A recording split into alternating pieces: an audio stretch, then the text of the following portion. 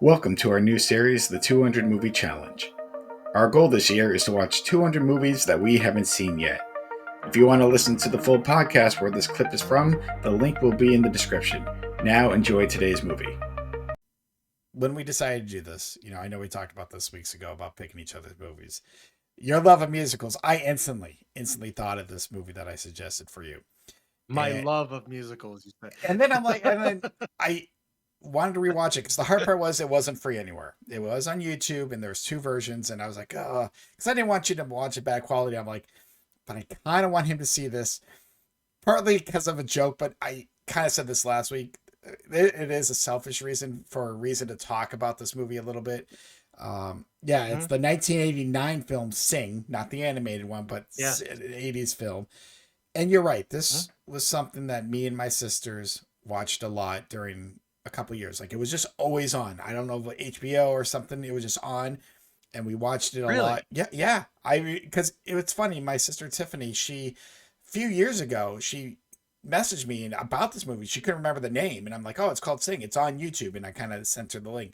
I actually go back to the finale song every now and then and just listen to it, just for nostalgic reasons. But yes, I wanted to watch the whole movie again, because it has been a while and I wanted to refresh my mind, because I knew a lot of the songs in this and some parts to it, but I'm like, let me at least get the whole experience again and kind of at least tell you, hey, this version, good audio, not maybe good video, the other way around. I'm like, pick your poison.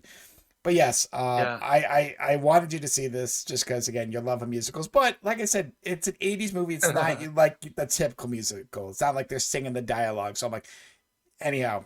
But yeah, so I'm sorry. I know it's not your cup of tea, but I'm like, it's 80s. Maybe the 80s cheese will win. But Soto, I'm going to give the floor to you. What were your thoughts about the 1989 movie Sing, starring Lorraine Bracco before Goodfellas? I fucking love Lorraine Bracco and before Sopranos, which I know her really closely of.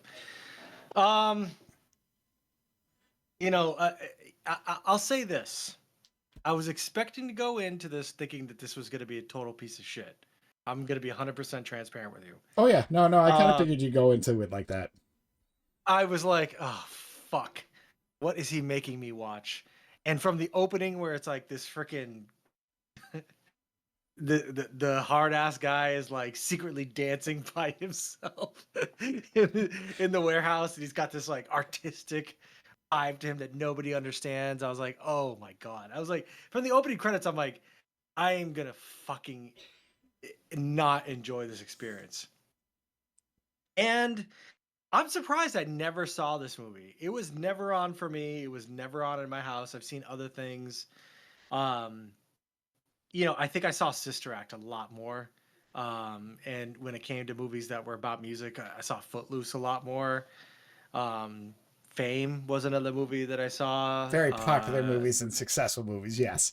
Yeah, Dirty Dancing, these other things. This movie I had never seen in my whole entire fucking life. I never even knew it was a thing. And I actually, and I'll go ahead and give you my opinion right up front. I actually didn't think this movie was bad at all. I'm not a fan of the music stuff, and some of the music stuff really kind of stood out as being really kind of like not my thing. Especially when there's a moment where Lorraine Bracco and the main character guy are dancing together. Dominique are like dancing together in the warehouse before his brother comes in and fucking kicks his ass and shit like that. I was surprised by how much heart that this movie had. I liked that it was set in Brooklyn. I felt that it was kind of authentic, especially for the time frame. Well, to put this out there before you continue, it's actually based not on a real story, but a real event. They actually yearly hold Sing events at their Brooklyn school. So that part is actually very true for Brooklyn. They would do this. I don't know if they still do it, but yeah, seniors versus underclassmen, all the Brooklyn schools would do this. So this is actually based on a real competition. None of these characters are true, obviously, but the competition was a Brooklyn thing. So I think that's why they went with it. Yeah. But go ahead. I mean, it wasn't like, it was super predictable. Yes. That didn't make it bad. I think Lorraine Bracco did a lot of heavy lifting for why I liked this movie. just because I like her as an actress. I always have.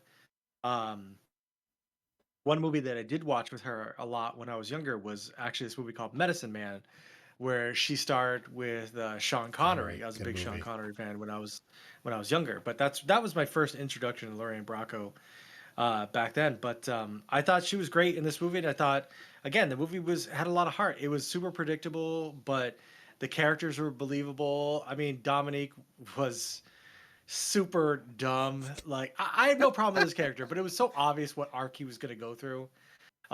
From going from this like tough guy that nobody understands and being a criminal to all of a sudden he starts to melt and he has a heart of gold and he really likes music and choreography and stuff. But and then his like passion for dance and shit, cheesy as fuck. But I didn't as cheesy as this fucking movie was, and it is. I didn't feel that it was inauthentic when I was watching it. I felt I was along for the ride, and I thought the music was fine. It wasn't memorable for me because I don't have nostalgia towards the songs like you do. Yeah. So the music was kind of just like whatever to me. But I actually found this to be an incredibly watchable movie for the time that it was. I did not hate the experience of watching this movie. I actually thought if I was a little kid and I was watching this, I probably would have liked it a lot more. I'm surprised it's not on any sort of DVD or the licensing that's going on. I guess it's been in DVD licensing hell for as long as it has been. But this is a perfectly fine fucking '80s movie from 1989. Yeah. I had no problem with this movie at all. Like I thought it was pretty damn good. Um, and if I had kids, I'd show them the movie, and at least if it was in good quality. I actually didn't think the YouTube quality was terrible. I know you mentioned some buzzing and stuff, but I thought it was fine. It depends which version I you watch. recognized. Yeah. Yeah, I watched the DVD quality one. It was fine for me because it was good. I saw Cuba Gooding Jr.'s part. He showed up and he did his thing, whatever. But I thought Dominique was fine as a lead. I thought his girl was fine for a lead as well. There was some good story back and forth there. And again, this was pretty much an innocuous movie for me, and I think that it was a perfectly fine watch. And I know that you had done a pre-rank for it. Yeah, I got it written down. I'm not going to tell you. Uh, I will be honest with you, but I have it written down. Now, I don't know. It was just a guess, but I'm kind of curious. Let's do this. yeah, so this one is actually going to be ranked underneath Oppenheimer at 17 for me. Oh, I was a few spots ahead. I went with 14. It was tough. I knew you were going to be in that middle, and the only reason I'm like, Yes, I didn't know if the 80s cheese was enough because this is a predictable movie. I'm not going to lie. very Yeah, predictable. it follows the same tropes. You mentioned Footloose. There's a lot of Footloose stuff in it. Um, Mhm. yeah, a lot of these actors went on to other things. But yeah, so no, we're close. I mean, obviously, I was close. I was just a few off. I was looking at Barbie. That's actually where I'm like, maybe he puts it over Barbie. I don't know, but I forgot Ryan Gosling wins.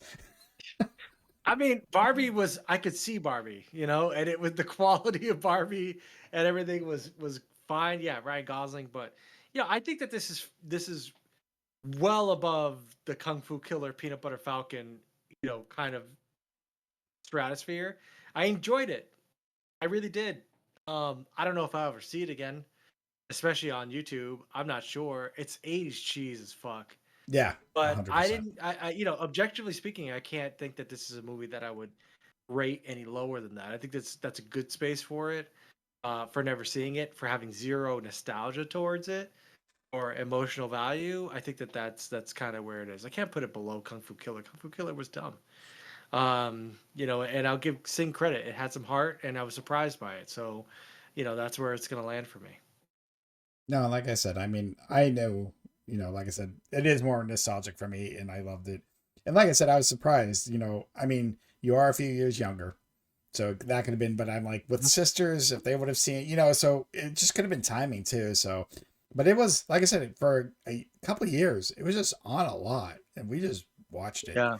And like I said, every now and then I do go back to the finale, and I think the scene that if anything hits me, and again, it is very cheesy. It's after the final note and song, and Hannah, the main girl, you see that look in her face. Like the whole thing is like, is it over? not, like some of them are going to move on, some of them from Brooklyn, blah, blah, blah. And so when it hits her, like you just see it. So I do love it, but I'm glad you watched it. I'm glad it's not in your bottom Yeah. five. Like I told you, it wasn't going to be in your top five, but it No, probably wouldn't be in your bottom five. So no. I wouldn't. I can say with confidence, this is not, one of the worst. I don't think this movie is even. I can't even call this a bad movie. I don't think this movie's bad at all. I don't think it's one of my favorite movies, but it's not a bad movie. It's a movie. It does its job. It does its thing, and again, it had a lot of heart. I'll give it credit. but Soto, before we go on, I just want to put this out there.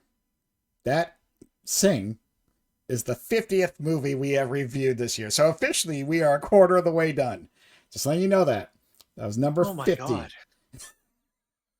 Wow, that was quite a Saturday morning for me to just turn on YouTube and just watch the movie Sing, as if it.